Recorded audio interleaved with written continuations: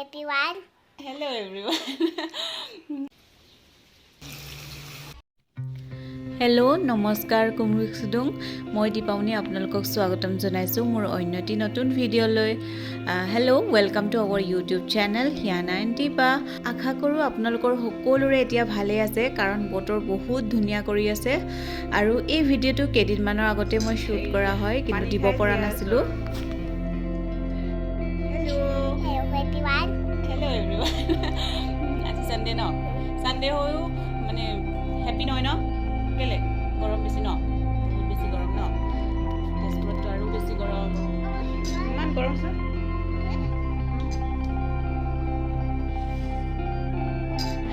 কি খবৰ গৰমত আপোনালোকৰ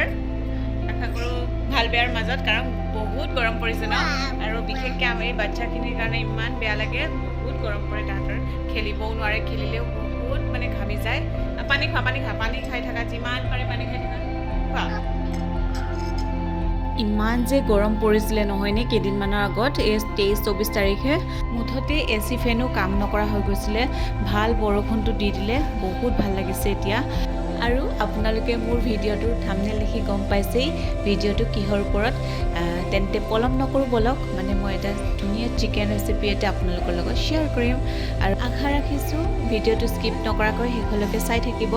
আৰু এইফালে দেওবৰীয়া শাক পাচলিৰ বজাৰ তেন্তে আৰম্ভ কৰোঁ প্ৰথমে চিকেনখিনি ভালদৰে ধুই মেলি নিমখ হালধি আৰু নেমু টেঙা ৰস দি ভালদৰে সানি পিনি থৈ দিলোঁ আধা ঘণ্টামানৰ পাছত মাংসখিনি আকৌ ভালদৰে ধুই ল'লোঁ আৰু এইফালে লৈছোঁ পিঁয়াজ আৰু গোটা মছলাত লৈছোঁ আপোনাৰ তেজপাত ইলাচি লং ডালচেনি কেইটামান গোটা জালুক আৰু শুকান জলকীয়া আৰু গুড়ি মছলাত লৈছোঁ আপোনাৰ জিৰা গুড়া ধনিয়া গুড়া শুকান জলকীয়া গুড়া মানে কাশ্মীৰী লাল মিৰ্চ আৰু আদা নহৰু পেষ্ট আৰু লগত লাগিব অকমান গৰম মছলা আৰু আনফালে চিকেন ড্ৰাই ফ্ৰাই বনাবৰ বাবে আদা নহৰু পেষ্ট শুকান মছলাখিনি আৰু দৈৰ লগত মেৰিনেট কৰি থৈ দিলোঁ আৰু এইফালে কেৰাহী পাতি দিলোঁ প্ৰথমে তেলখিনি দিলোঁ আৰু চিকেনখিনি যিহেতু আলু কেইপিচমান দিম সেইকাৰণে ভাজি ল'লোঁ আৰু এইফালে প্ৰথমে দি ল'লোঁ লং ইলাচি ডালচেনি আৰু তেজপাত আৰু এই কাটি থোৱা পিঁয়াজখিনিও দি দিলোঁ পিঁয়াজ সৰহকৈ লাগিব পিঁয়াজখিনি ভালদৰে ভজাৰ পাছত এয়া মাংসখিনি দি দিলোঁ পিঁয়াজখিনিৰ লগত মাংসখিনি ভালদৰে লৰাই এনেদৰে ভাজি ল'লোঁ আৰু ঢাকোন দিলোঁ ঢাকোন খুলি আকৌ ভালদৰে ভাজি ল'লোঁ মুঠতে পিঁয়াজখিনিৰ লগত ভালদৰে তেল ওলোৱালৈকে ভাজি ল'ব লাগে আৰু অকণমান ব্ৰেক লৈছোঁ যিহেতু বহুত গৰম পৰিছিলে সেইকাৰণে দেউতাকে আৰু হিয়ানাই এয়া ফ্ৰুটছ খাই আছে তাই আম খাই ভাল পায় আৰু সেই যে নেমু তিয়হ দিয়া পানীখিনিত যে দিনত কেইবাৰ যে পানী ঢালি খালোঁ আৰু এয়া ময়ো ফ্ৰুটছ খাই লৈছোঁ বহুত ঘামি গৈছিলোঁ পাকঘৰত যিহেতু ইমান গৰম হয় এতিয়া বলক আকৌ কণ্টিনিউ কৰোঁ এয়া ঢাকোন খুলি দেখিলোঁ মাংসৰ পৰা পূৰা তেল ওলাই গৈছে আৰু এই তেল ওলোৱাৰ পাছতেই আদা নহৰু পেষ্টখিনি এনেদৰে দি ল'লোঁ আৰু ভালদৰে আকৌ ভাজি ল'লোঁ মুঠতে যিমান ভাজিব ইমানেই ধুনীয়া হ'ব মাংসখিনি মানে মাংসৰ কালাৰটো ধুনীয়া হ'লে এনেই মানে ভাল লাগে আৰু এতিয়া দিলোঁ গুড়া মছলাখিনি গোটেইখিনি মিক্স কৰা আছিলে আৰু আপোনালোকে মন কৰিছে মই এতিয়ালৈকে পানী দিয়া নাই গোটেই মছলাখিনি ভালদৰে মাংসখিনিৰ লগত মিলি যোৱাৰ পাছতহে দিম আৰু এইফালে বিলাহী দুটামান পেষ্ট কৰি লৈছিলোঁ এয়া মিক্সাৰত পেষ্ট কৰি লোৱা এতিয়া সেইখিনিও দি দিম এক্সট্ৰাকৈ পানী দিব নালাগে এতিয়া বিলাহীৰ পৰাই পানী ওলাই আহিব আৰু বিলাহীৰ লগত ভালদৰে ভাজি ল'ব লাগে তেল ওলোৱালৈকে আৰু তাৰ পাছতহে বাকী মছলাখিনি দিম এতিয়া অকণমান নিমখ দি লৈছোঁ মই প্ৰায় বিলাহীখিনি দিয়াৰ পাছতহে নিমখখিনি দিওঁ আপোনালোকে কেনেকৈ দিয়ে মানে আগত দিয়ে নে পাছত দিয়ে জনাবচোন আৰু এইফালে গৰম হ'লে পূৰা ৰান্ধি আছোঁ গৰম বুলিতো নোখোৱাকৈ থাকিব নোৱাৰোঁ আৰু এয়া এতিয়া মই দিম গৰম মছলা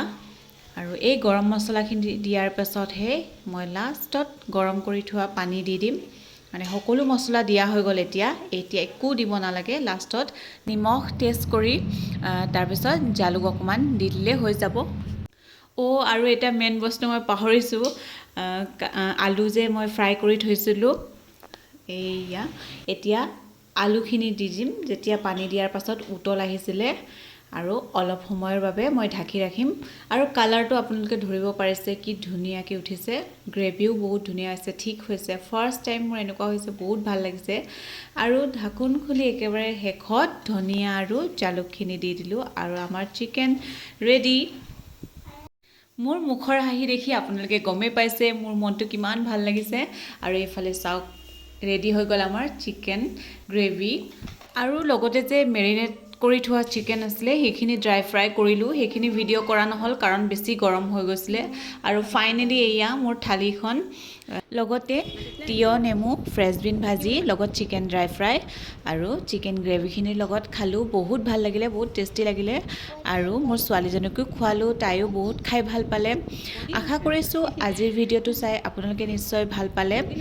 যদি ভাল পালে লাইক কমেণ্ট শ্বেয়াৰ যি আপোনালোকৰ ইচ্ছা কৰি দিব আৰু যিসকলে মোৰ চেনেলটোৰ ভিডিঅ' প্ৰথমবাৰৰ কাৰণে চাইছে তেওঁলোকে ছাবস্ক্ৰাইব এটা কৰি দিব যিহেতু এতিয়া বহুত গৰম পৰিছে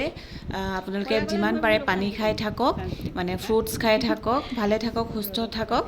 তেন্তে আজিৰ ভিডিঅ'টো ইমানেই আকৌ লগ পাম নতুন এটা ভিডিঅ'লৈ বাই বেছি ৰ'দ হ'লে কি কৰিব লাগে হেৰি পানী খাব লাগে ন পানী বহুত খাব